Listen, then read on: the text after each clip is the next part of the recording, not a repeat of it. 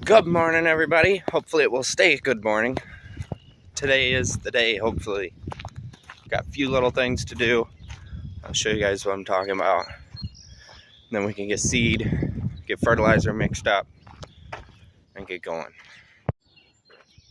I think I have enough water in that tote still to put in this tank. And then we have to float all these balls up to the top. I'm going to switch these out and put the lighter ball in, because neither of these ones ended up floating. So we're gonna try the lighter one, and then I don't think there's anything else to do. We can go get our in-furrow mixed up, get our 2x2 tank hooked back up and mixed up, and then fill this thing up with seed. All right, we're ready to put our first field together. So this is everything highlighted is what we are doing,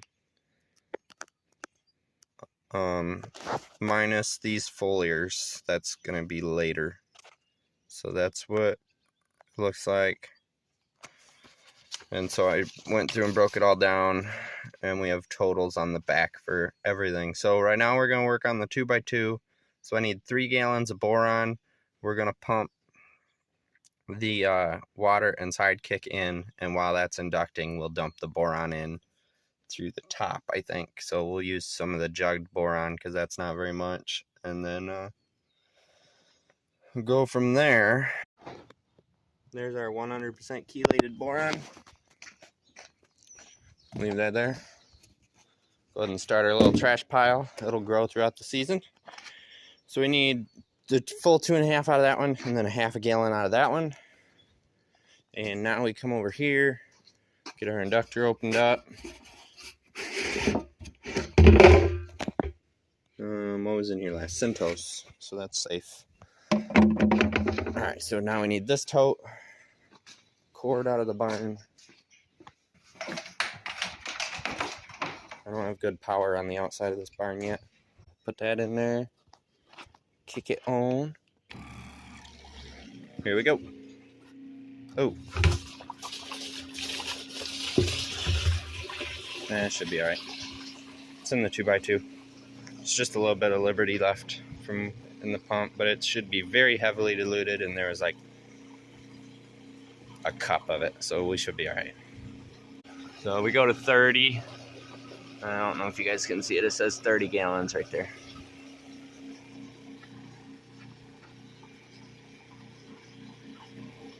This is the heaviest product we're using. I think it's like 12.2 pounds per gallon. But you see that? It runs like water. It's insane. Good thing we got screens. Look at all the crud in there. All right, that's pulling out. We've already pulled 5.5 gallons out or 6.5 gallons out and topped it off again. So that is the full extent of the sidekick we're putting in. So now I got to dump half a gallon of one of these and the whole 2.5 of the other one in. This is why I want a flow meter for this big hose. We need to be about 3/4 of an inch above that bump out down there, which we're not quite there, but we're nose down a little bit, and we're above it over here about the same amount. So I think we've got about 230 gallons in here, which we need 220, but close enough. Nothing's going to be an exact science with this stuff. We're not dealing with precision equipment. Now we can back up to where the truck's on the flat and start loading the in-furrow. That's where the real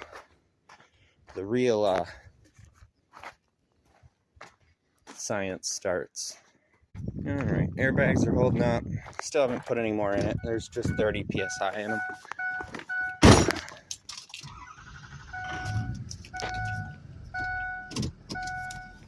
Get straightened out.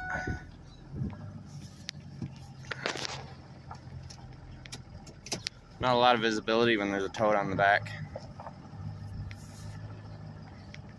So we need enough room to get the skid loader in on our left, or on our right.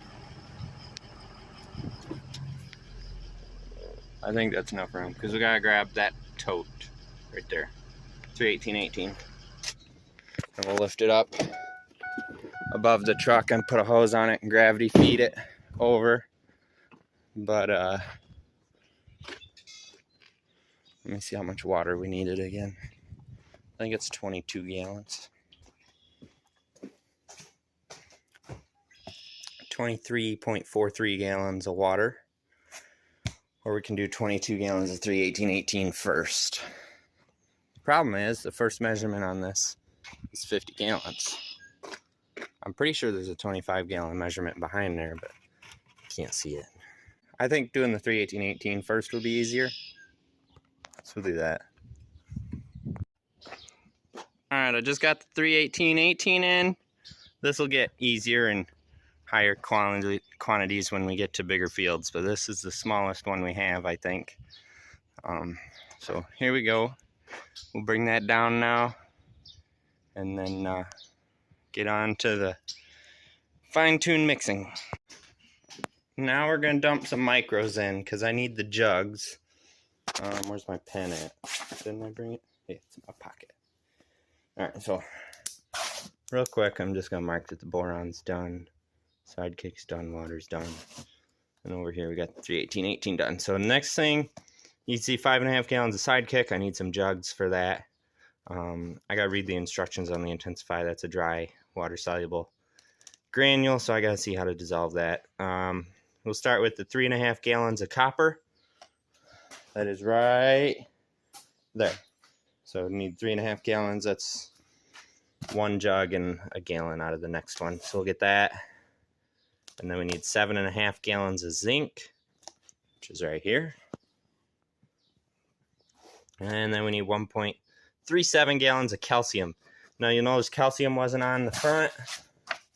We are adding calcium because our pH was low and soybeans like higher pH, so we're kind of trying to simulate that by adding calcium.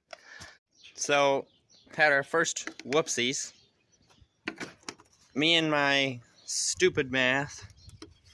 While I was doing that, I forgot to divide by 8 to get gallons. So that was actually supposed to be 3.5 pints.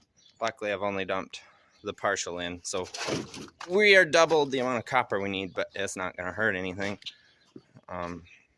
We'll just end up running short probably somewhere. Probably during full year, but oh well. Yeah, so I divided the rest of them out by 8. Now I know what we actually need. So solution's blue, the copper's nice bright blue. Oh well, live and learn, I guess. I gotta run the zinc again, but I think it's 1.5 gallons of zinc. Yep, I'll run these numbers again and double check. I know the boron's right because I messed that one up, but I just didn't think about how I did the other ones. Alright, I have now put 1.37 gallons of the Centose in, which is a sugar, and I have now put 5.5 gallons of Sidekick into the Infuro tank. It is starting to turn a little more black. That Centose is a dark brown, so that is going to change color a little bit. Next thing I got to do is I got to recalculate my water, because my water was based on these old numbers. So 11 times 55, or 11 times 5 is 55 gallons. That should have been my dead giveaway, is the fact that our total needs to be 55 gallons. So I will just fill the tank up at the end to that point of water. Only thing we need now is the Intensify. That's our plant growth regulator. It's right here. So read the instructions, figure out how to mix this stuff up. You can see that's it there. That's what it looks like. So water soluble, but I would got to see if it's got to go in a certain amount of hot water or something and figure that out. It says just dump it in, I guess. I've got a scale over in the shop because we only need a little bit of it, just a sniffle, and we'll get it measured out, dumped in, and then put the water in. That should push it around and get it to dissolve a little faster, I think. Also says you should use it, apply the mix within 12 hours. That's specifically for the Intensify, so I don't know how necessary that is, but that's what it says. Alright, I just realized this scale weighs pounds and kilograms, so I don't know if it's going to be accurate enough, but we'll try it. And we'll see if I don't feel confident in it, and I'll go find something else. I was looking for 0.179 pounds. We got 0.18, so that's close enough. Here we go. It's 0.26 ounces an acre is what you're supposed to use. So we just take it, pour it in. Oh wow, that dissolves pretty fast. Just like that, she's dissolved. That's pretty crazy. Alright, now we gotta put water in, top it off to 55 gallons. Little baby goat's going over to the feed pile, that's fine. I'm gonna run and grab a drink, and hopefully by then Dad's here. We'll go down, we'll load the planter up with seed, but we're not gonna put the fertilizer on until we're down there. One thing I want to emphasize this year is not traveling with that planter loaded all the way down. Last thing I need to be doing is wheel bearings and wheel pivot bushings and all that stuff prematurely. So if we can travel empty with the fertilizer, we're going to travel empty. We are loaded up. We have a 2292 E3 Golden Harvest bean, talc graphite mix put in on this run. Everything's sitting over here mixed up. Dad's just feeding calves, and then we'll head down. As you can tell, it's got a little gloomy. There's a 55% chance of a thunderstorm here within the hour, but according to AccuWeather, it's gonna total out to like a half a tenth of precip. So hopefully it doesn't stop us.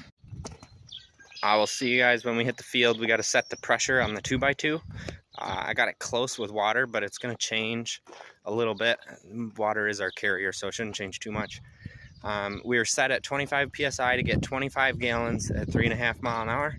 I'm going to back it down to about 22 psi because we're going up to 4 mile an hour to try and get 20 gallons per acre. We'll have to fine tune that a little bit, and then our in-furrow is supposed to run at 40 psi at 4 mile an hour to get 5 gallons to the acre. So we're going to get everything fine-tuned in this first field, hopefully, and then it's just going to be smooth sailing from here. We've made a round around the field. We're making some minor adjustments to our 2x2. We were set at 22 psi. It came out to about 23 gallons. So now we're adjusting down to 20. And our in-furrow is pretty dang spot on, so we're going to keep rolling here. This field usually has a wet spot in the corner, and the corner is dry, so that's a good sign. We're going to get moving here again.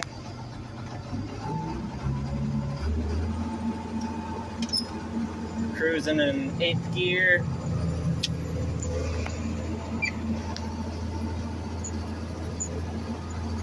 At about 1700 RPM, that gets us about 4 mile an hour. We got dust rolling.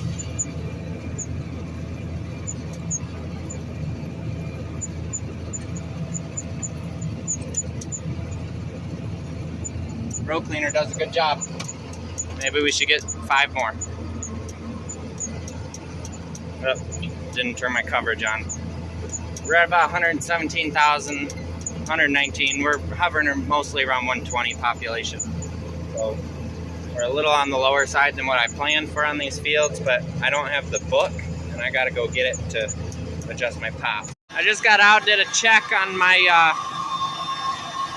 2x2. It's pretty dialed in. From what I can tell, it's about 19.5 to 20 gallons per acre. My in-furrow sitting at 30 right now, so it could be a little on the light side. Well, no, yeah, that could be a little bit. I'll bump it up just a hair, but not much. I want to show you guys, this is what no row cleaner is. We got some residue that's hair pinning.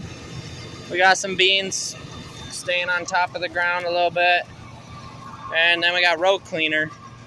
No residue, hair pinning. The trench is definitely closed a lot better. And no beans on the ground.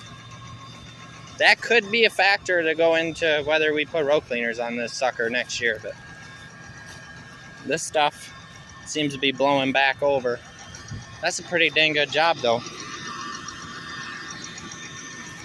We're running about 1.5 inches, 2 inches in some spots. We got some lime out here. So, yeah, we'll keep moving. We'll get going here. Everything's good. Just flip the switches and go.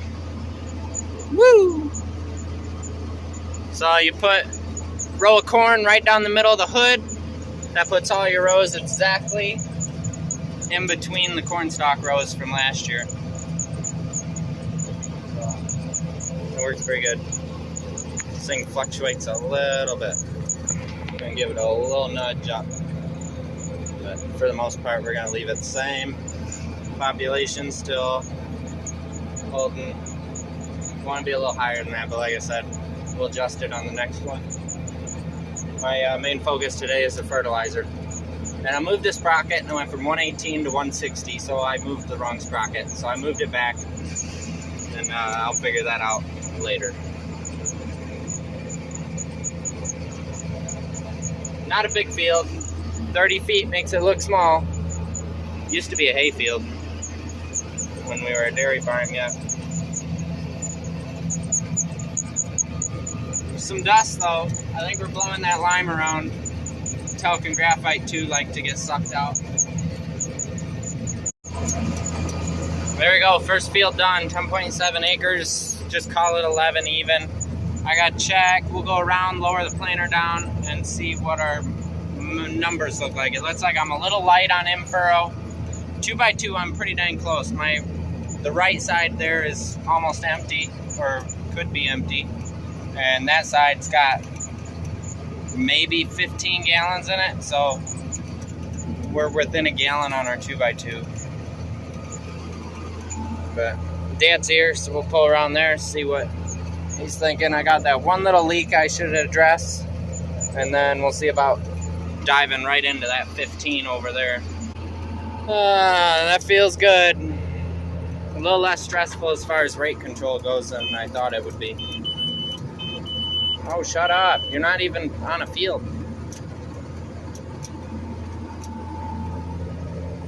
Rows ain't straight, but that's because corn wasn't planted straight.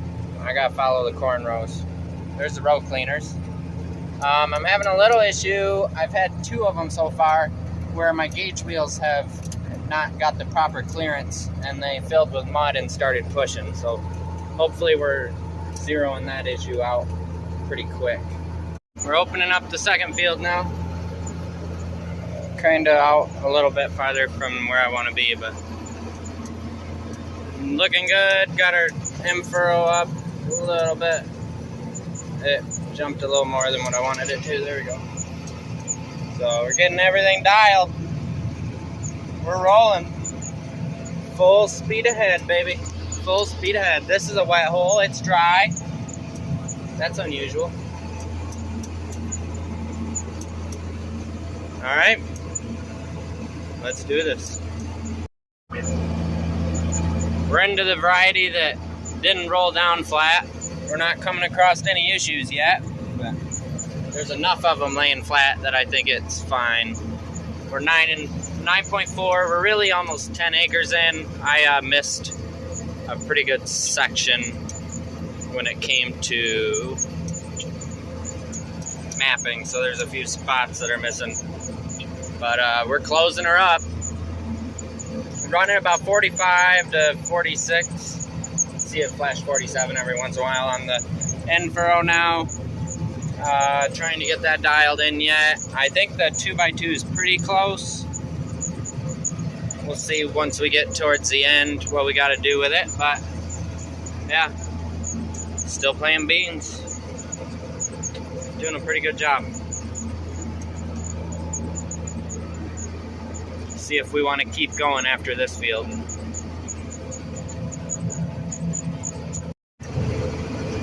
Well, we got 11 acres done. My switch box decided to quit. This middle switch won't push. I was trying to get it to run off of the other switch because I can run the whole 2x2 system if I just hook it all together, but it wouldn't work.